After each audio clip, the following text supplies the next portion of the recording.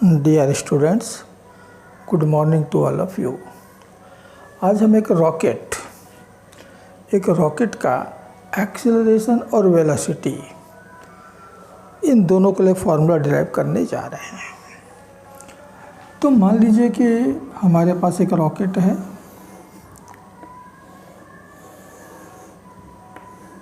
ये आपका रॉकेट हो गया, जिसको कि एरोडायनामिक शेप में बनाया जाता है। यहाँ भरा होता है fuel, and this fuel is either in the form of liquid और ऑफ सॉलिड। तो लिक्विड या सॉलिड के फॉर्म में यहाँ पर फ्यूल भरा हुआ है। इसके बॉटम में होता है एक जेट, एक बहुत बारीक सुराख होता है, छेद होता है, जिसको हम जेट कहते हैं। अब जब हम इस फ्यूल को बर्न करते हैं, जलाते हैं, तो लिक्विड या जो सॉलिड है वो गैस में कन्वर्ट हो जाता है। अब एक सॉलिड या एक लिक्विड के कंपैरिजन में जो गैस होता है ये बहुत अधिक वॉल्यूम ऑक्यूपाई करता है, बहुत ज़्यादा।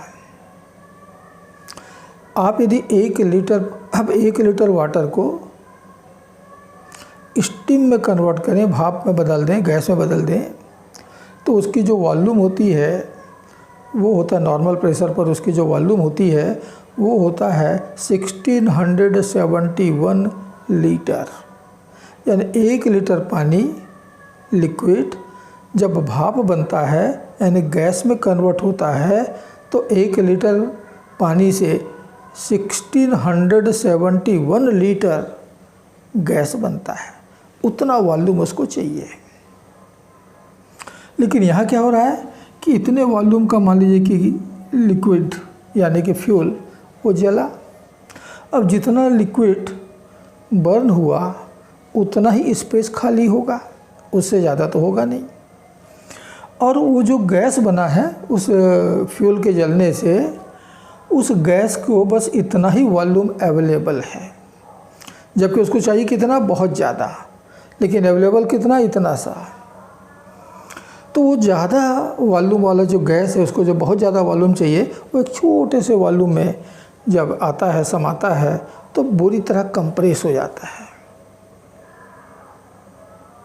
और इसलिए वो बहुत हाई प्रेशर वहाँ क्रिएट होता है, बहुत हाई प्रेशर। और उस हाई प्रेशर के कारण इस जेट से जो गैसेस हैं वो बहुत ज़्यादा वेलोसिटी के साथ में बाहर निकलते हैं। अब ये गैस इसी सिस्टम का एक पार्ट था। जब तक वो रॉकेट के भीतर था, रॉकेट के रिस्पेक्ट में उसकी वेलोसिटी 0 थी, लेकिन जैसे वो बाहर निकला तो इसी सिस्टम का एक पार्ट कुछ मोमेंटम एक डायरेक्शन में गेन किया in the form of ejected gases. तो जितना मोमेंटम गैसेस ने गेन किया है उतना ही मोमेंटम रॉकेट को लेकिन अपोजिट डायरेक्शन में अवेलेबल होता है, और इसलिए इसको ऊपर की तरफ एक मोमेंटम मिलता है, और इसलिए ऊपर की तरफ एक थ्रस्ट इसके ऊपर लगता है। थ्रस्ट मीन्स फोर्स लगता है, और उस फोर्स के कारण इसे एक अपवर्ड एक्सेलरेशन मिलता है। हमें इसी एक्सेलरेशन के लिए फार्मूला डिराइव करना है। तो इसके लिए हमको कुछ डेटा लेने होंगे। तो let initial mass of the rocket is equal to m0। इस रॉकेट का जो इनिशियल मास है वो m0 के बराबर था।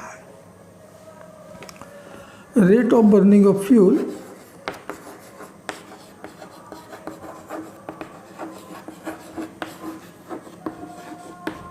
Is equal to -dm/dt।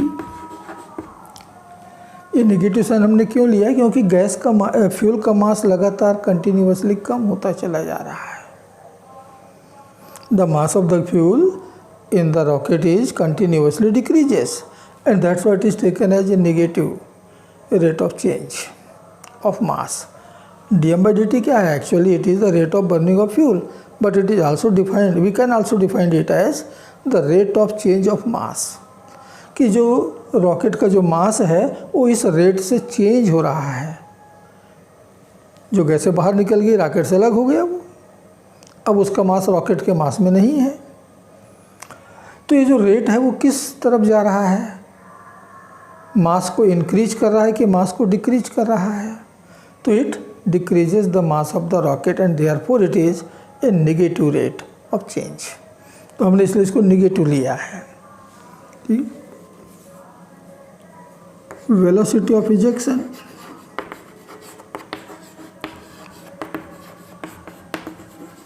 of the gas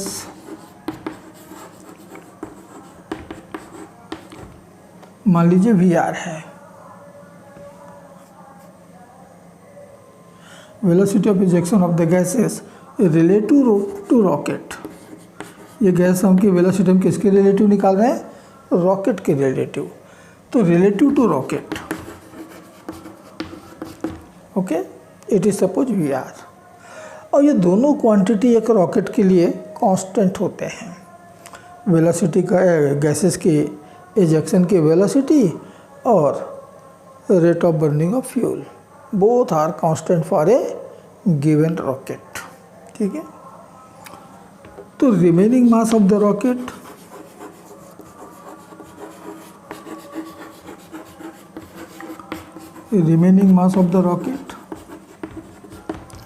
after a time t,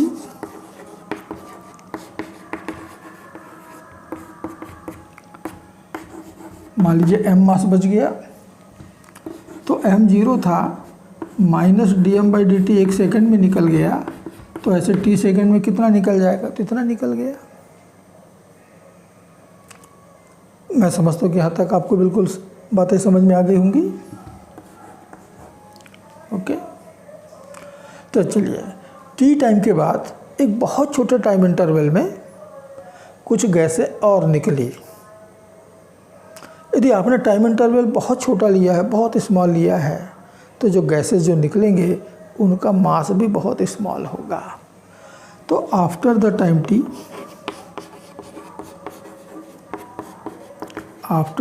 T suppose delta m mass of gas is ejected from the rocket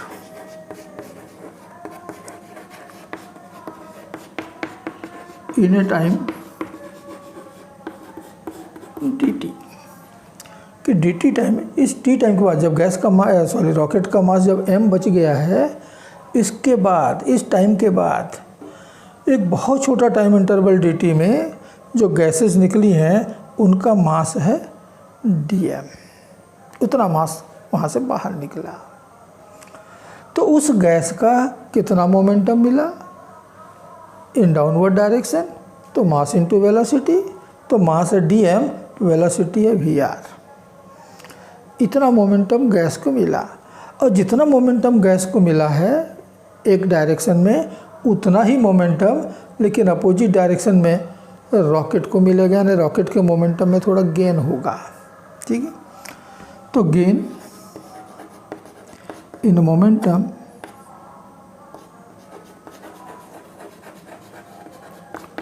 of the rocket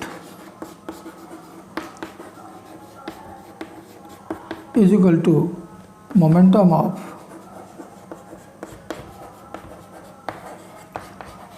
the ejected gases।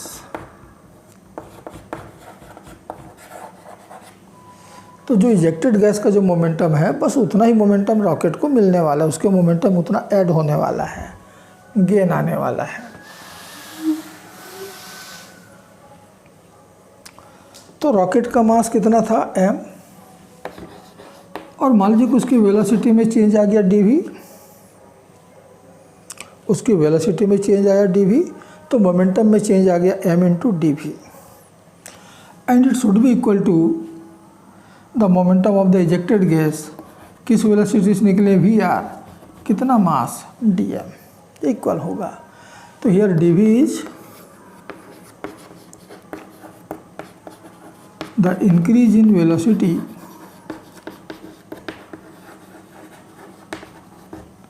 Of the rocket, कि rocket की velocity में कितने का आया। और ध्यान देना कि इट इज निगेटिव, क्योंकि गैस जो है इतनी मास जो है रॉकेट ने छोड़ दिया है, कम हो गया है, तो निगेटिव होगा। तो मैं इस m को उस तरफ ले चलता हूँ और दोनों साइड में मैं dt से डिवाइड कर देता हूँ, दोनों साइड को।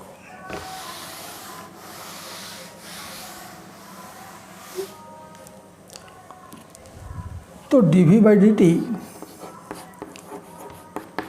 Is equal to minus V R by M into D M by D T, या इस माइनस साइन को ही रहने देते हैं। तो V R by M minus D M by D T. Theoretically we must put the negative sign here, लेकिन यदि आप कोई न्यूमेरिकल प्रॉब्लम सॉल्व कर रहे हैं, ये नेगेटिव साइन की एक और इंटरप्रिटेशन हो सकता है क्या, कि जो चेंज इन वेलोसिटी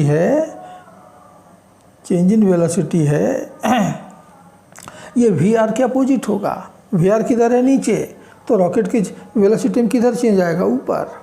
ये भी ये नेगेटिव साइन कहता है, ठीक है। अब हमको मालूम है कि dv by dt means the acceleration, and therefore acceleration of the rocket, acceleration of the rocket A is given by VR by m minus dm by dt। हाँ, तो मैं बता रहा कि जब आप इस फॉर्मूले से कोई न्यूमेरिकल सॉल्व कर रहे हो तो नेगेटिव साइन को लेने की ज़रूरत नहीं है, क्योंकि आपको डायरेक्शन मालूम है। एक्सेलरेशन किधर मिलना चाहिए, अपवर्ड। तो ये जो एक्सेलरेशन आया ये अपवर्ड मिलेगा, और जब आपने डायरेक्शन लिख दिया तो फिर नेगेटिव साइन की कोई ज़रूरत नहीं है। ओके, तो this is the acceleration of a rocket. अब इस स्मॉल m की वैल्यू चाहे तो आप यहाँ पर रख सकते हो, कितना, तो हम लोगों ने अभी निकाला था m0 minus D M by D T into T. तो आपको इनिशियल मास दिया होगा, टाइम दिया होगा, ये सब दिया होगा, तो ये सारी वैल्यू रख करके आप m निकाल लेना, उसके बाद फिर formula, then you have the acceleration of your rocket. ठीक है, इतना एक्सेलरेशन मिलेगा। अभी हमने केवल रॉकेट का एक्सेलरेशन निकाला है। रॉकेट के पास एक एक्सेलरेशन और होता है, वह है एक्सेलरेशन ड्यू टू ग्रेविटी, और वो हमेशा नीचे होता है। इस एक्सेलरेशन ए के वो अपोजिट होगा, तो घट जाएगा। तो if we take acceleration due to gravity,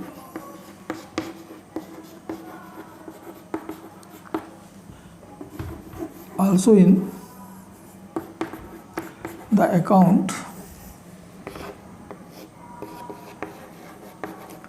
then net acceleration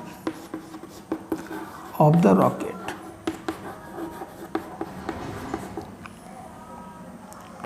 is equal to VR upon m minus D M by D T. ये अपवर्ड एक्सेलरेशन हो गया, माइनस जी ये डाउनवर्ड एक्सेलरेशन। तो इन दोनों का जो डिफरेंस आएगा that is your net acceleration of the rocket. Okay, तो बच्चों ये है एक रॉकेट के एक्सेलरेशन के लिए फॉर्मूला। हाँ, अभी देखो एक्सेलरेशन ड्यू टू ग्रेविटी को नेगलेक्ट कर रहा है, बहुत ऊपर चला गया रॉकेट, इतना ऊपर कि जी की वैल्यू नेग्लिजिबल हो गया है compare to the acceleration of the rocket, then you can neglect G. अब यहाँ से एक चीज़ और गौर करो कि जैसे से टाइम बढ़ता जाएगा वैसे वैसे रॉकेट का मास रिड्यूस होता चला जाएगा, और रॉकेट का मास जितना रिड्यूस होगा एक्सेलरेशन उतना ही इंक्रीज भी होता चला जाएगा। Means A rocket has a variable acceleration, इसका एक्सेलरेशन ही वेरिएबल है जो कि टाइम के साथ साथ इंक्रीज होता चला जाता है। ठीक है, टाइम के साथ साथ इंक्रीज होता चला जाएगा।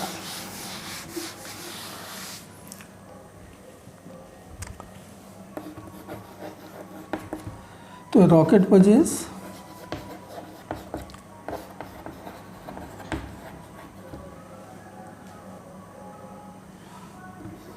a variable acceleration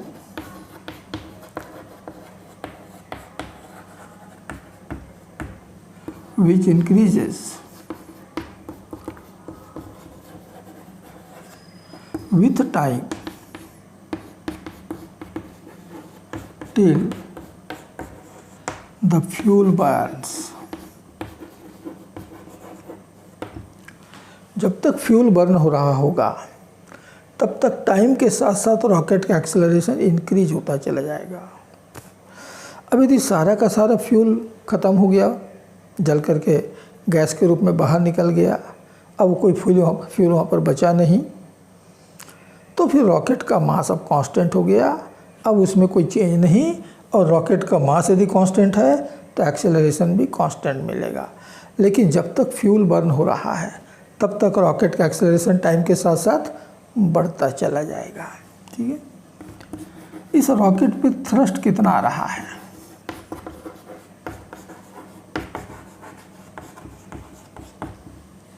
थ्रस्ट क्या है? ढकेलने वाला फोर्स, पुश करने वाला फोर्स। तो रॉकेट के ऊपर एक थ्रस्ट अप्लाई है जो रॉकेट को पुश कर रहा है और इसे रॉकेट का एक्सेलरेशन बढ़ रहा है, रॉकेट की वेलोसिटी बढ़ रही है। तो कितना थ्रस्ट होगा? तो थ्रस्ट होता है mass into acceleration. Mass into acceleration is equal to V R into minus D M by D T.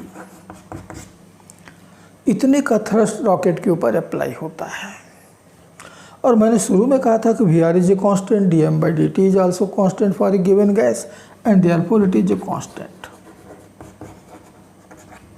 तो ध्यान देना कि फोर्स कांस्टेंट लगा हुआ है, means product of mass and acceleration are is constant. अब इसमें से मास कम होते जा रहा है तो नेचुरली ए बढ़ता चला जाएगा, तभी तो फिर वो कांस्टेंट मेंटेन रहेगा। तो since mass m is decreasing with time, that's why the acceleration a is increasing with time, and so that the rocket has an increasing acceleration. Increasing velocity नहीं बोल रहा हूँ, ध्यान देना, इंक्रीजिंग एक्सेलरेशन होता है इसके पास, एक ही वैल्यू चेंज होता चला जाता है, means it has a variable acceleration. और यदि इसके पास वेरिएबल एक्सेलरेशन है तो फिर इसका किसी टाइम t पर वेलोसिटी आप v equal to U plus A T से निकाल नहीं सकते। That formula is for only a constant acceleration. v equal to U plus A T वहीं आप यूज करना है आपको जहाँ पर a कांस्टेंट हो, यहाँ पर a कांस्टेंट नहीं है। So you can't use that formula for computing the velocity of the rocket after any given time. तो फिर इसकी वेलोसिटी हम कैसे निकाल सकते हैं? तो देखो, वेलोसिटी के लिए हम इस फार्मूले का यूज करते हैं यहीं से लेते हैं।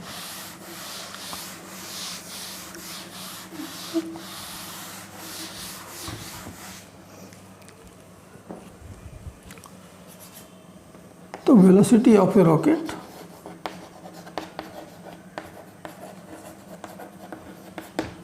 वेलोसिटी ऑफ ए रॉकेट कि रॉकेट के पास कितनी वेलोसिटी होगी।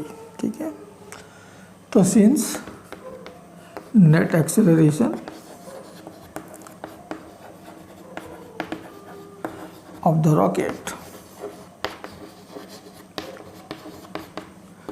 is given by VR by m minus D M by D T minus G, ये नेट एक्सेलरेशन है। ठीक, ये होता है D V by D T. So it is D V by D T is equal to V R by M minus D M by D T minus G. Okay, मैं D T को उस तरफ ले चल रहा हूँ, तो left में बच जाएगा केवल D V is equal to V R by M into minus D M, क्योंकि डी टी कैंसिल हो जाएगा। हाँ, यहाँ मल्टीप्लाई होगा माइनस जी टी। ठीक है, माइनस जी टी, दोनों साइड को इंटीग्रेट कर दो। तो integration of V R is equal to integration of V R by M into minus D M minus integration of, sorry T लिख गया डी टी, है ना, हम डी टी को ले जा रहे हैं उस तरफ, तो minus G into D T.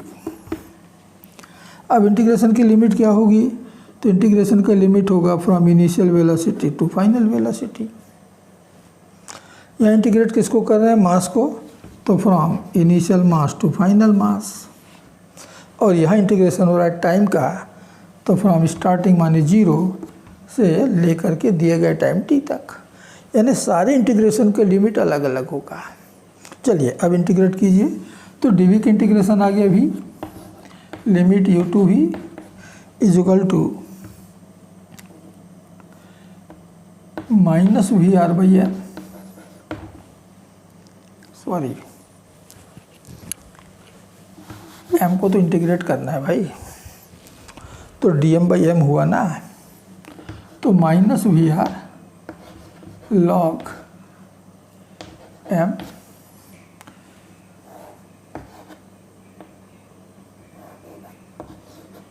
ऐसा, लॉग एम, लिमिट है m0 to m minus G, integration आ गया t, लिमिट है 0 से t। अब हम सारे लिमिट्स इसमें रख देते हैं, तो मिल गया v minus U equal to minus V R log of m minus log of m0 minus G T, ठीक।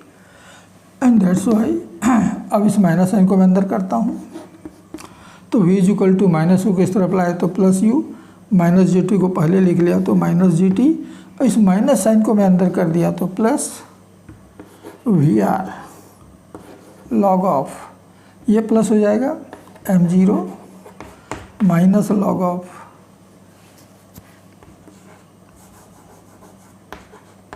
m minus log of m, और log a minus log b, ये तो लॉग a अपॉन b के बराबर होता है, तो हमको फाइनल फार्मूला मिल गया v equal to U minus G T plus the relative velocity V R into log of m0 by m, इतना, ठीक है। अब यदि इनिशियल वेलोसिटी हम रॉकेट का 0 माने कि रॉकेट रेस्ट से उठना शुरू हुआ है, तो यदि रॉकेट रेस्ट से स्टार्ट हुआ है तो यू की जगह आपको 0 रखना है। If rocket starts from rest then u should be equal to 0, u आपका 0 होगा, तो क्या मिल जाएगा, तो v is equal to minus G T plus V R of into log of m0 by m, इतनी वेलोसिटी मिलेगा। रॉकेट बहुत दूर निकल गया, बहुत ऊंचाई पे चला गया है कि अब एक्सेलरेशन ड्यू टू ग्रेविटी जो है वो नेग्लिजिबल हो गया है, तो क्या बचेगा, V R log of m0 upon m। अब m तो कंटिन्यूसली कम होता चला जा रहा है, तो लॉग की वैल्यू कंटिन्यूसली बढ़ता चला जाएगा, लगातार बढ़ता जाएगा, और इसलिए उसकी वेलोसिटी भी कंटिन्यूसली बढ़ती चली जाएगी। कब तक, जब तक कि मास डिक्रीज हो रहा है। अब जैसे कि सारा फ्यूल जल करके ख़त्म हो गया, तो रॉकेट का जो रिमेनिंग मास है वो कांस्टेंट हो जाता है, तो ये पूरा का पूरा टर्म कांस्टेंट हो गया, तो आगे की पूरी स्पीड, आगे की पूरी जर्नी वो एक कांस्टेंट स्पीड से कवर करता है। तो वेलोसिटी कब तक बढ़ेगी, जब तक फ्यूल बर्न हो रहा होगा, जब तक मास डिक्रीज हो रहा होगा, केवल तभी तक वेलोसिटी इंक्रीज होती चली जाएगी, ठीक है।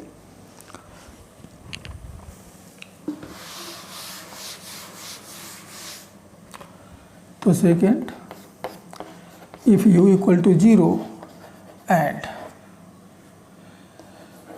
value of G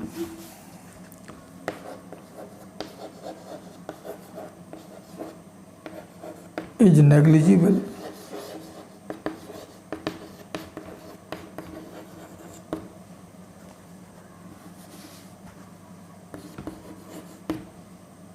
At a large height,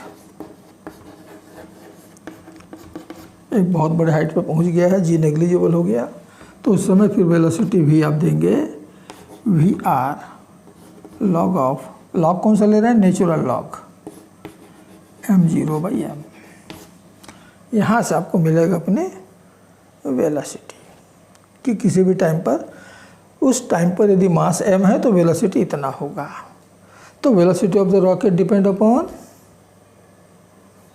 remaining mass of the rocket, क्योंकि m0 और vr तो कांस्टेंट है, m0 और vr तो कांस्टेंट है, और इसलिए ये remaining mass of the rocket के ऊपर डिपेंड करता है। तो बच्चों ये था एक रॉकेट का एक्सेलरेशन और वेलोसिटी दोनों। हमने यहाँ पर थ्रस्ट भी कैलकुलेट किया है। तो रॉकेट के पास एक कांस्टेंट थ्रस्ट होता है, रॉकेट के ऊपर एक कांस्टेंट थ्रस्ट अप्लाई होता है, लेकिन मास भी वेरिएबल है और एक्सेलरेशन भी वेरिएबल है, और एक्सेलरेशन है तो वेलोसिटी भी वेरिएबल है। मास लगातार घटता है, एक्सेलरेशन लगातार बढ़ता है, और वेलोसिटी भी लगातार बढ़ता है जब तक कि फ्यूल वहाँ पर बर्न हो रहा है, गैसेस वहाँ से निकल रहे हैं जेट से, तब तक। ओके, तो बच्चों इस वीडियो में इतना ही।